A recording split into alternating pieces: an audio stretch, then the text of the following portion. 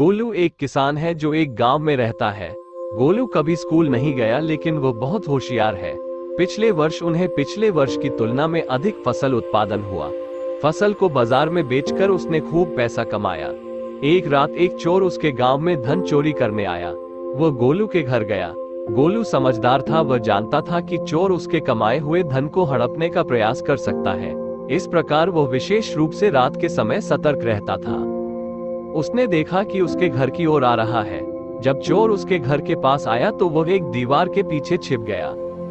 गोलू जानता था कि चोर बाहर छिपा है, इसलिए वह ऊंची आवाज में कहने लगा कि भगवान का शुक्र है कि इस साल मैंने बहुत पैसा कमाया, पर कोई नहीं जानता कि मैंने उसे कुएं के पास आम के पेड़ पर छिपा रखा है। जब चोर ने ये सुना तो उसने सोचा कि गोलू ने उसका काम आसान कर दिया है और अब वह सारे पैसे पेड़ से काटकर गोलू के घर से निकल जाएगा।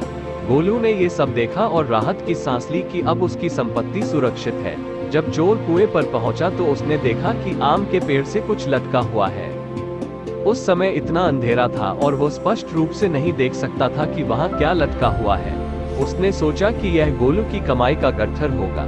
वो जल्दी से पेड़ पर चढ़ गया और पैसों की गठरी पकड़ ली, लेकिन उसने पाया कि यह पैसे का बंडल नहीं था, बल्कि वह मधुमक्खी का छत्ता पकड़े हुए था। उसे एहसास हुआ कि उसे गोलू ने बरगलाया है और अब उसने मधुमक्खियों को बहुत क्रोधित किया है। वो वहां से चला गया और भाग गया और फिर कभी वापस नहीं आया। गोलू अब एक अमीर किसान है।